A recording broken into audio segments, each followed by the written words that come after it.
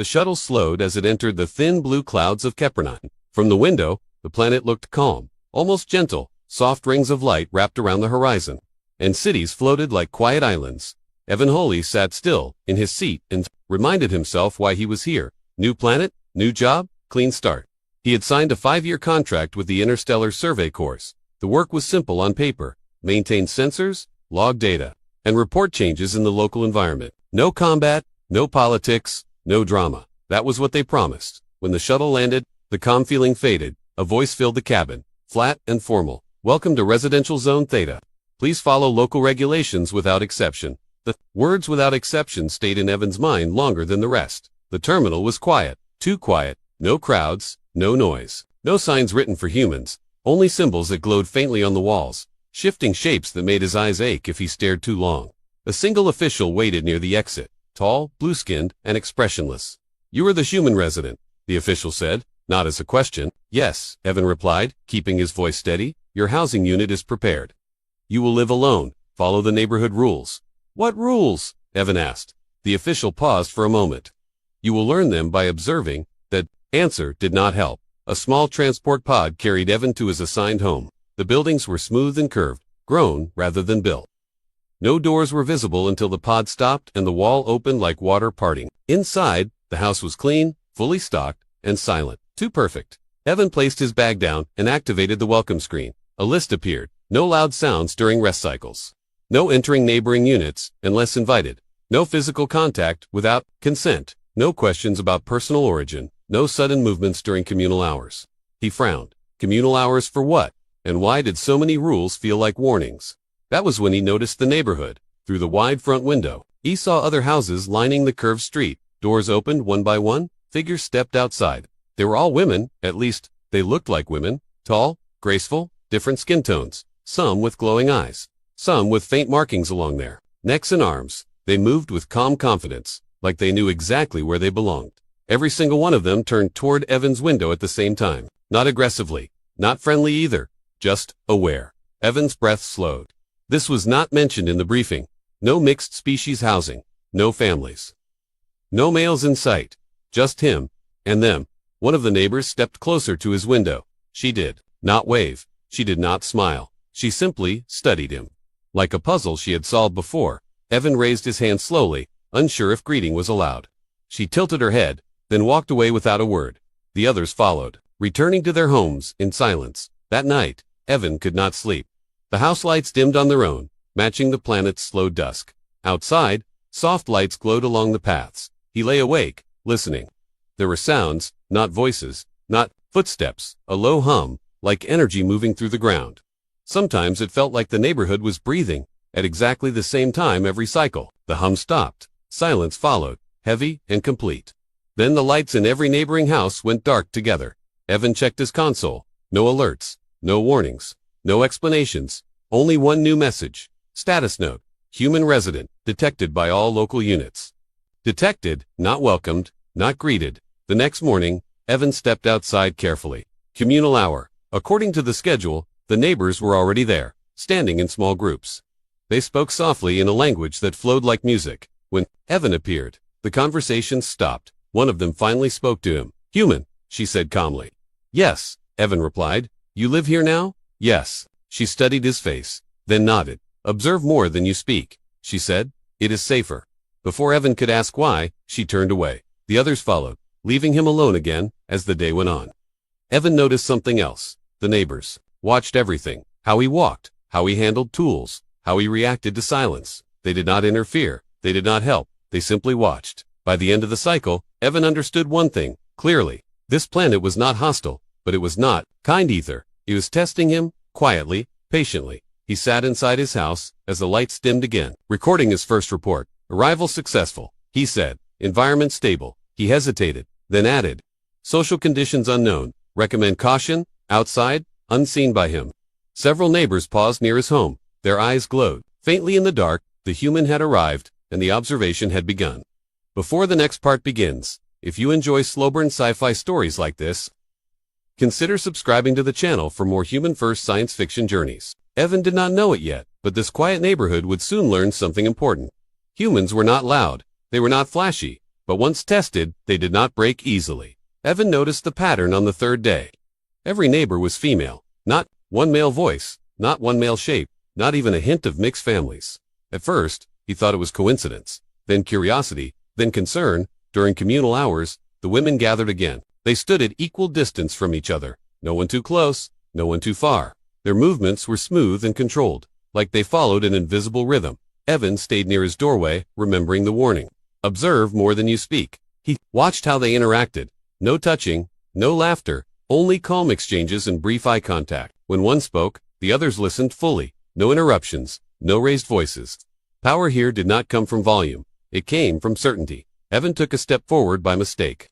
The ground panel beneath his foot lit up softly. Every head turned toward him again. Not fast, not sharp, just focused. He froze. Slow movements, he reminded himself. The rule echoed in his mind. No sudden movements during communal hours. A tall neighbor with silver markings along her arms approached him. Her eyes were a deep violet, glowing faintly. "You are learning?" she said. Her voice was calm, but carried weight. "Learning what?" Evan asked carefully. She tilted her head slightly. "Where do you stand?" Before he could respond, she stepped back into the group. The moment passed, but the air felt heavier. Later that cycle, Evan reviewed his assignment files again. Kepler-9 was listed as stable, cooperative, and low risk. No warning about gender imbalance. No notes about social tension. No mention of behavioral observation. Someone had left things out that evening. A neighbor finally spoke to him directly again. Her skin was pale gold, with faint lines moving slowly. Beneath it, "You wonder why we are only women," she said. Evan did not deny it. "Yes," he replied. "Is that not unusual?" She considered his question for a long moment. "On this planet," she said, "men do not live among us." The words were simple, too simple. "Where are they?" Evan asked, keeping his tone neutral. "Elsewhere," she replied. That was all. The answer did not ease his thoughts. It sharpened them. Over the next few days, Evan noticed more unspoken rules. Neighbors never entered each other's homes, even during storms, even when systems flickered. No one offered help. No one asked for it. They respected boundaries with almost rigid discipline, as if crossing them carried a cost no one wanted to pay. Evan also noticed how they watched him change. At first, they studied him like an object, then, like a variable, now, like a possible factor in something larger.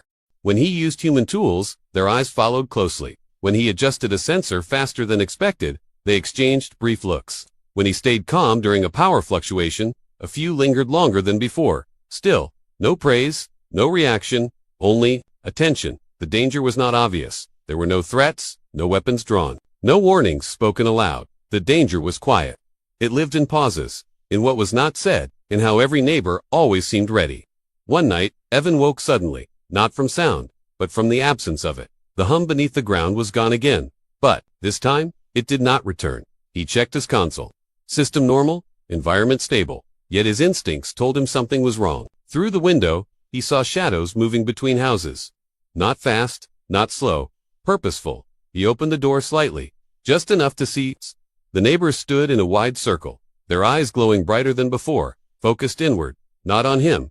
At the center of the circle was an empty space, clean, deliberate, waiting. Evan felt a chill move through him. This was not a meeting. This was preparation. One of the women glanced toward his house. Their eyes met briefly. For the first time, her expression changed. It was not curiosity, it was assessment. She gave a small nod. Not approval, not warning. Acknowledgement. Evan stepped back and closed the door quietly, his heart steady, his mind racing. Whatever this place was, whatever rules governed it, humans were not part of the design. Yet he was here, observed, measured, and slowly being factored into something he did not yet understand.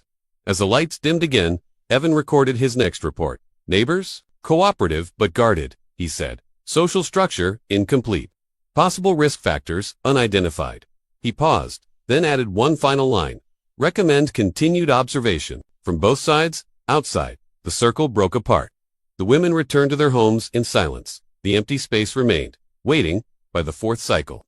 Evan understood one clear truth. He was no longer just a resident. He was a subject, the alien. Women did not hide their attention anymore. They watched him openly now.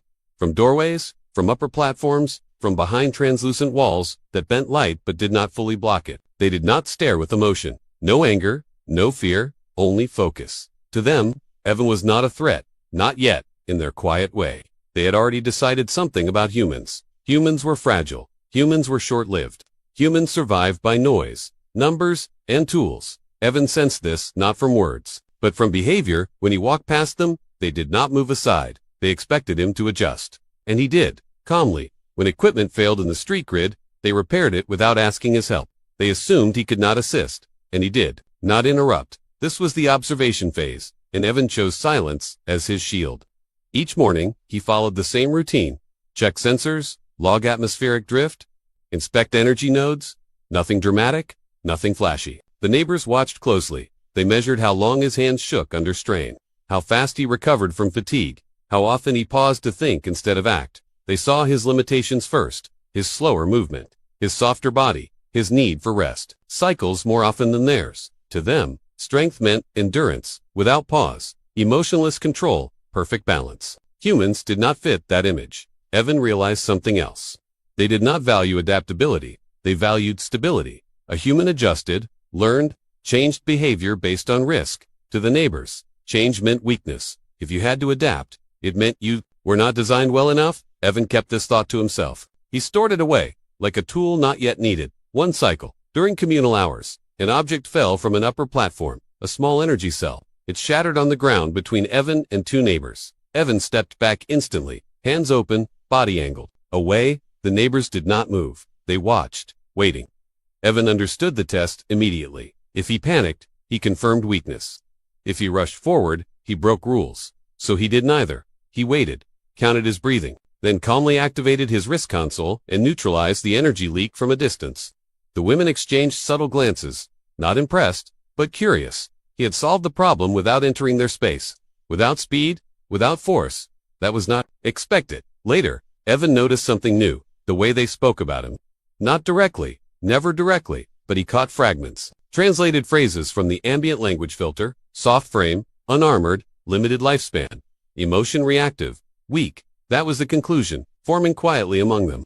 Evan did not feel insulted. He felt informed. Back on Earth, humans had learned long ago that being underestimated was an advantage. That night, Edmund reviewed old mission training, human survival psychology, asymmetrical problem solving, threat assessment under silent pressure. He smiled faintly, not because he felt confident, but because he felt prepared. The neighbors believed strength was visible. Humans knew strength often hid itself until needed. On the sixth cycle, one neighbor finally approached him again, the same tall woman with silver markings. She stood just outside his personal boundary. "You do not react as expected," she said. Evan nodded slightly. "I try not to," he replied. "Most species respond with fear when watched." She continued. "You respond with patience. Patience keeps me alive," Evan said simply. She studied his face longer this time. "You accept being seen as weak?" she said. "Yes," Evan answered. "For now." The word "for now" lingered between them. She stepped back without another word. That night, the hum beneath the ground changed. Frequency. Evan felt it through the floor. A deeper vibration. More focused. He checked his console. Internal systems only. No external alerts. Outside, the neighbors gathered again. Not in a circle this time. In lines. Facing outward. This was not preparation. This was defense. Evan watched from the shadows of his home. Silent. Still, they still thought he was weak. And that belief made them comfortable. Evan made a quiet note in his log. Observation ongoing. Local population underestimates human threat potential. He paused, then added, "This may prove critical." As the lights dimmed once more, Evan understood the real danger. It was not that the alien women were watching him. It was that they believed they already understood him. And humans were most dangerous when no one believed they could be. The incident began without warning. No alarms, no announcements, just a sudden change in the air. Evan felt it first as pressure behind his eyes. A dull tightening, like the planet itself was holding its breath. The ground hum deepened again, but this time it did not settle into rhythm. It stuttered, paused, then surged. Outside, lights along the street flickered out of sync, one by one. Then all at once, the neighbors appeared instantly, not running, not rushing, but moving with sharp purpose. Evan stepped outside, slowly, carefully. He saw it then. At the far end of the residential arc, a section of the energy grid had collapsed. The air there shimmered, violently, bending light and sound. A containment failure. Alien instincts took over. The women spread out, forming a precise formation around the unstable zone. Each took a fixed position. No one crossed the invisible boundary. No one improvised. They were following protocol, perfectly. Evan's console began to beep softly. Human systems reacted differently. His readings showed something the grid sensors missed. The failure was not expanding evenly, it was folding inward, compressing. If it reached critical density, it would not explode.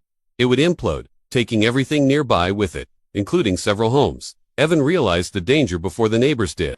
Not because he was smarter, but because he was trained to expect systems to fail in unexpected ways. He raised his voice slightly. "Your formation is wrong," he said, calm but firm. Every head turned toward him. The silver-marked woman stepped forward, eyes sharp. "You were mistaken," she said. "Our protocol has contained failures for centuries." Evan nodded. "I believe you," he replied, "but this one is different." They did not move. To them, deviation meant risk. Instinct said hold position. Trust the system. Human logic said the system was lying. Evan made a decision, a quiet one. He moved. He stepped past the boundary line. Slowly, deliberately. Gasps rippled through the group. Not fear, shock. He ignored them and knelt near the edge of the shimmer. His console projected a crude model into the air. "Simple shapes, simple math. The energy is folding," he exclaimed, voice steady. "If you hold the line, it will collapse inward." He adjusted the projection, showing a tight spiral. "You need to vent asymmetrically." This silver-marked woman hesitated. Her instincts screamed to pull him back, to restore order, but something stopped her. The human was calm, not reckless, not panicked. One of the younger neighbors spoke, softly. "What happens if we do nothing?" Evan did not look up. "Your homes disappear," he said simply, "and so do we." Silence followed, heavy, tense. Then the silver-marked woman made a choice. A small one, but dangerous. She raised her hand and changed the formation to neighbors broke position. Redirecting energy flow as Evan indicated. The shimmer reacted immediately. Its violent distortion softened, then stretched outward, releasing pressure in controlled waves. The hum beneath the ground shifted, lowered, stabilized. Within moments, the grid settled. Lights returned, the air cleared. The crisis was over. No cheers followed, no celebration. The neighbors stood still, processing what had happened. Their protocol had failed. A human adjustment had saved them. Evan stood slowly and stepped back across the boundary. Hands open, non-threatening. "I broke your rule," he said. "I'm sorry." The silver-marked woman studied him for a long time. Then she spoke words Evan never expected to hear. "You acted with restraint," she said, "not impulse." She inclined her head slightly, a gesture of acknowledgement. It was not respect. Not yet, but it was a crack. That night, the neighborhood felt different, quieter, sharper. The neighbors still watched Evan, but their gaze had changed. Less dismissive, more calculating. Evan logged his report. Incident resolved. Human logic, effective. Against non-standard failure. He paused, then added, local population adapting perception of human capability. Outside, two neighbors stood near his home longer than usual, speaking softly, repeating one phrase again and again. Unexpected variable. For the first time since arrival, Evan allowed himself a small breath of relief. He had not proven humans were strong. He had proven something far more dangerous. Humans could see what others missed. The change did not happen loudly. It moved through the neighborhood like a quiet adjustment in gravity. After the incident, the alien women no longer dismissed Evan as background presence. They still did not praise him, they still did not invite him closer, but their behavior shifted in small, important ways. They asked fewer questions and watched more carefully. Evan noticed it during routine maintenance. A sensor node failed again, this time a minor one. Before, they would have handled it alone. Now, they waited. Not for permission, for observation. Evan repaired the node using a human workaround, not replacing the damaged part, but rerouting its function through a secondary channel. Temporary, efficient, imperfect. The silver-marked woman watched closely. That solution will degrade over time, she said. Yes, Evan replied, but it buys time to understand the real problem. She did not respond immediately. Her kind valued permanent solutions. Final answers. Humans valued time. Later that cycle, Evan was summoned. Not invited, summoned, he entered a shared structure. At the center of the residential arc, the space was wide and bare. No decorations, no seats. Only light and silence. Several of the women stood in a semicircle, not surrounding him, not threatening, assessing. You altered a system without authorization, one said. Yes, Evan replied, and it worked. Another added. Yes, Evan said again. The silver-marked woman stepped forward. You do not seek optimal design, she said. You seek survival under uncertainty. Evan nodded. Systems rarely fail the way we expect, he said. Humans learned that the hard way. This was the first time he spoke openly, not defensively, not cautiously, just honestly. The room grew quiet. Confusion rippled among them. Their society was built on prediction, on control, on perfect balance. Human logic was different. It assumed imbalance. It planned for mistakes. It accepted loss to avoid collapse. They did not understand that mindset, and that unsettled them. Later that night, the hum beneath the ground changed again. Not deeper, not louder, more complex. Evan checked his console and froze. A regional system outside the residential zone was failing. A planetary relay. If it collapsed, communications would go dark for months. The neighbors felt it too. They gathered quickly. Tension visible. Now, this was beyond residential protocol, beyond routine containment. This system cannot be adjusted, one said. It must be stabilized fully or shut down, said another. Evan stepped forward. Slowly. There is a third option, he said. They turned toward him as one. What option? The silver-marked woman asked. Divide the load, Evan replied. Let it fail in a controlled way. Murmurs spread, sharp and uneasy. Controlled failure was not a concept they accepted. Failure is unacceptable, one said. Collapse spreads, another added. Only if you fight it, Evan replied calmly. Sometimes the safest move is choosing where to lose. He projected a simple diagram. No complex alien models, just lines and flow. If you vent pressure here, he said, and isolate this node, you lose efficiency, but you save the network. The silence that followed was heavy. Their instincts rejected the idea. Their experience warned against it. But memory lingered. The earlier incident, the saved homes. Finally, the silver-marked woman spoke. You ask us to accept imperfection? Yes, Evan said. Humans live inside it. They made the adjustment. Slowly, reluctantly. The relay dimmed. Sections went dark, but the system held. The planet did not lose communication. It adapted. Confusion spread through the alien society. Not panic, not fear. Something worse, doubt. Their belief in perfect systems cracked. Just a little. Enough to let a new idea in. Humans were not strong like them. Humans were not precise like them. Humans survived chaos by shaping it. That realization unsettled everything. After the relay stabilized, the women did not disperse immediately. They looked at Evan differently now. Not as weak, not as equal, as something unpredictable. Evan logged his report later, hands steady. Human strategy, effective in large-scale systems. Local society experiencing conceptual disruption. He paused, then added, this may lead to resistance or adaptation outside the neighborhood. Lights dimmed unevenly for the first time, not synchronized, not perfect. Evan watched the pattern and understood the shift. The aliens had learned how humans survived, and they did not yet know how to feel about it. Power had not changed hands, but understanding had moved. And that was often the first step. The real test did not come with noise, it came with silence. The planetary relay adjustment worked, but it revealed something far more dangerous. A flaw, not in technology, but in thinking. The alien society had relied on perfection for generations. Every system balanced, every response calculated, every outcome predicted. Human logic had introduced uncertainty, and uncertainty made them uneasy. The next cycle, the hum beneath the ground did not return at all, not even briefly. Evan felt it immediately. The silence was wrong. Too clean, too empty. His console lit up with delayed warnings. Multiple systems across the region were failing, drifting. To the aliens, this was worse than collapse.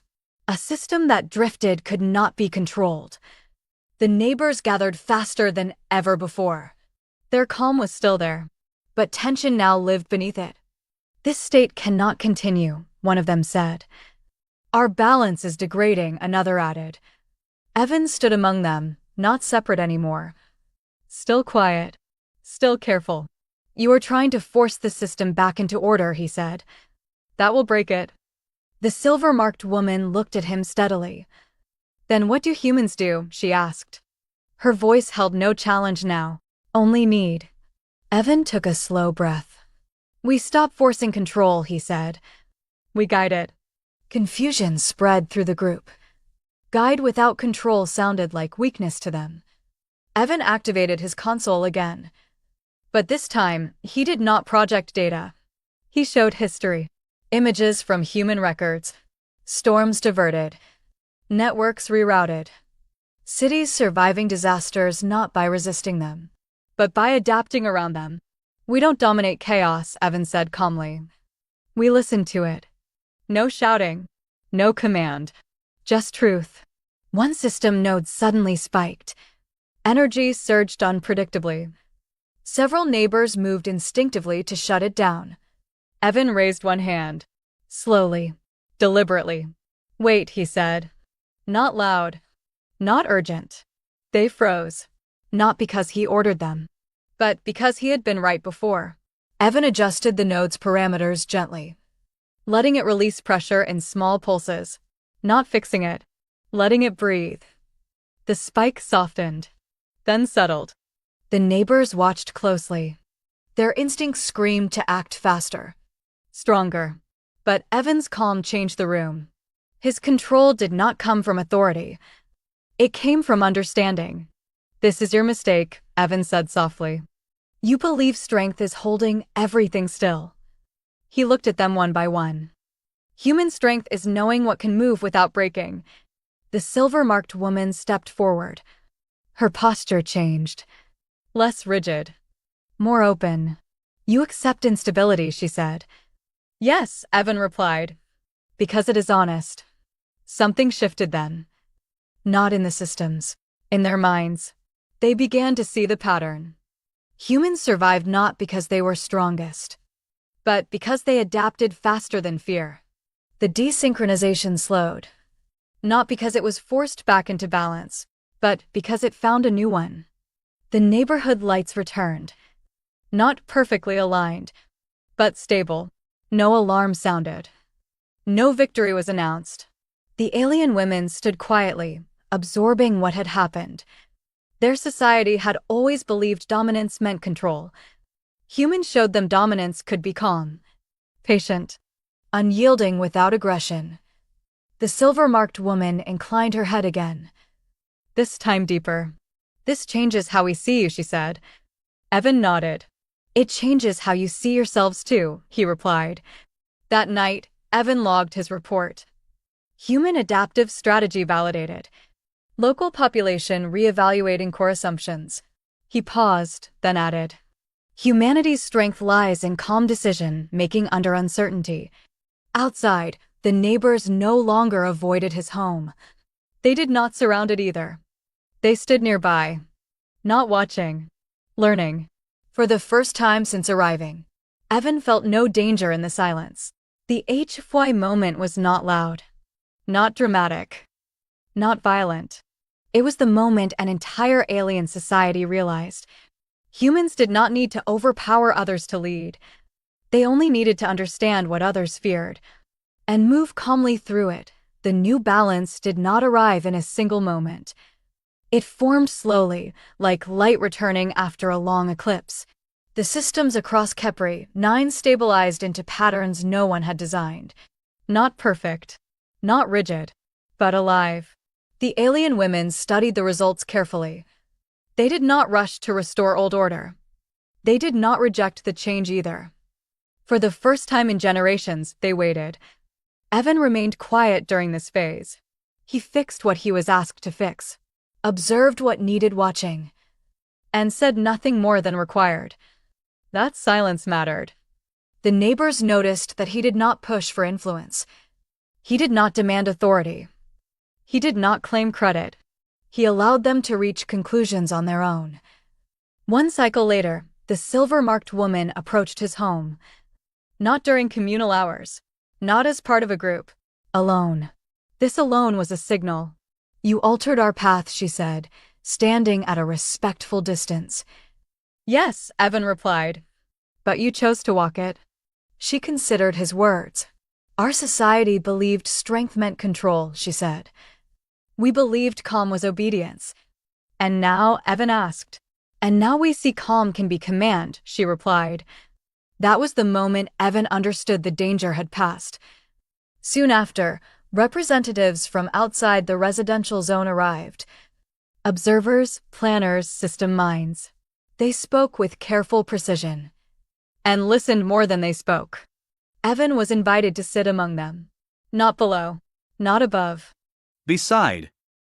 They asked him how humans planned for failure. How they lived knowing systems would break. How they continued without certainty. Evan answered simply. "We accept risk," he said. "We share it. And we prepare each other." That idea spread quietly. Through councils. Through system cores.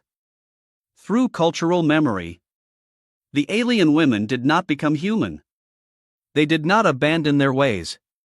They integrated something new: flexibility. In return, they offered something rare: an alliance.